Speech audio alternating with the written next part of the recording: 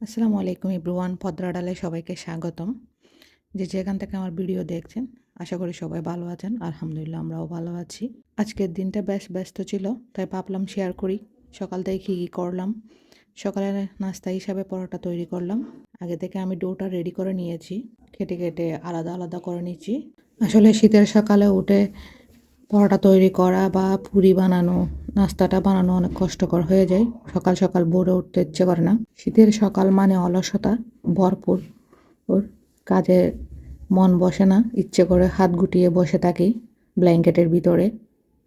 শীতের দিনে এমনিও রোদ কম দেখা যায়। গোটাগুলো রেডি হয়ে গেছে, সুন্দর করে আমি রেডি করে নিয়েছি সবগুলো একসাথে। প্রায় 8-9টার মতো পরোটা হয়েছে।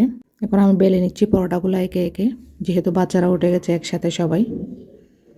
যেহেতু আমার বাসায় দোকান থেকে রুটি অনেক কম খাওয়া হয়, প্রতিদিন সকালে বানিয়ে নিতে হয় রুটি, পরোটা, পুরি, যে কোনো সকালের ব্রেকফাস্ট আর কি। কারণ আমি পরোটাগুলো ছেঁকে নিচ্ছি, প্রথমে এক পাশ ছেঁকে নিব, তারপরে সে সাথে আরও এক পাশ ছেঁকে নেব। এপাশ ওপাশ দুনো পাশ ছেঁকে নিয়েছি আমি। এখন দিয়েছি সয়াবিন অয়েল, চাইলে আপনার বাটার বা ঘি যে কোনোটা ইউজ করতে পারেন। যেহেতু আমার বাসায় বাচ্চা আছে, এক একজনে একটা খেতে চাই, কেউ ঘি খেতে চাই, কেউ সয়াবিন তেল খেতে চাই, সেই জন্য এক সময় একটা ইউজ করতে হয় আলাদা আলাদা করে। কথা বলতে বলতে পরোটা সবগুলো রেডি হয়ে গেছে আমার। সেই সাথে অফ কামরায় নাস্তাও করে নিয়েছি বাচ্চাদেরকে নিয়ে। এখন আমি ঘরটা পরিষ্কার করে নিব, বিছনা গুছিয়ে। আমি বেডশিটগুলো চেঞ্জ করে নিচ্ছি। আমার সপ্তাহে 15 দিনের মধ্যে একটা বেডশিট চেঞ্জ করে নিতে হয়, যেহেতু ময়লা হয়ে যায়। সাথে কার্পেটগুলো আমি ডেইলি রোদে দিই, ঘর ঝাড়ু দেওয়ার আগে সকালে রোদে দিয়ে দিই কার্পেটগুলো, যেহেতু পুরা দিন ভিজা পায়ে বাথরুম থেকে বের হয়ে ওগুলোতে মোছা হয়। সেই জন্য প্রতিদিন 2-1 ঘন্টা রোদে দিলে কি হয়, শুকনাও হয়ে যায়, ভালো লাগে পায়ের মধ্যে। একে একে আমি সব বাথরুমের কার্পেটগুলো একসাথে করে বাইরে রোদের মধ্যে দিয়ে দিয়েছি এভাবে। আমার রুমের পাশে এই খোলা জায়গাটা আমার অনেক পছন্দের। সে সাথে আমার ছেলে আমাকে নারকেলগুলা কুড়িয়ে দিচ্ছে যেন নাস্তা বানাতে পারি আমি। মাঝে মাঝে ও অনেক কাজে আমাকে সাহায্য করে, এরকম বিছানার কাজে, ঘর গোছানো, ক্লিন করার মধ্যে অনেক হেল্প করে। এটা হচ্ছে আমার সন্ধ্যার দিকের ভিডিও। আমি পিৎজা বানাচ্ছি। পিৎজা বানানোর জন্য প্রথমে আমি ইস্টটা রেডি করে নিচ্ছি। প্রথমে হালকা কুসুম গরম পানিতে 1 চামচ পরিমাণ ইস্ট দিয়ে দিব, দিয়ে 2-3 মিনিট অপেক্ষা করব। সাথে চিনিও দিয়ে দিচ্ছি আমি, যেন ইস্টটা পারফেক্টভাবে রেডি হয়ে যায়।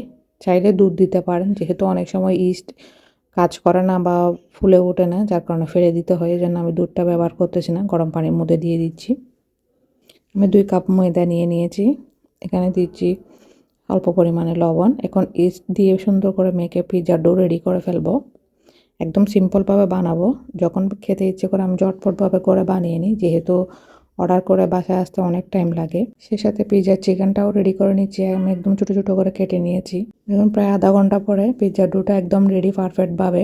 এটাকে আমি 2 ভাগে ভাগ করে নেব। চাইলে ছোটো ছোটো করে অনেকগুলো বানা যায়, 3-4টা, আর বড় করেও বানাতে পারেন এভাবে।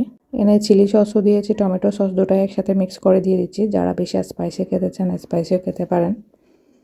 সে হাতে চিকেন দিয়ে দিচ্ছি, চিজ দিয়ে দিচ্ছি, ঘরের মধ্যে যা কিছু আছে অল্প অল্প সব কিছু দিয়ে বানিয়ে নিচ্ছি চুলার মধ্যে।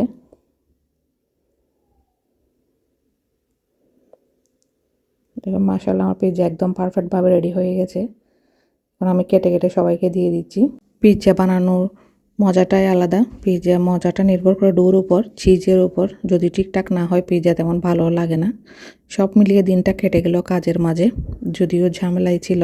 তাই আমার ছোট্ট ভিডিওটা যদি আপনাদের ভালো লাগে, বেশি বেশি শেয়ার করবেন এবং সাবস্ক্রাইব করবেন। ভালো থাকবেন, সুস্থ থাকবেন। আল্লাহ হাফেজ, আসসালামু আলাইকুম।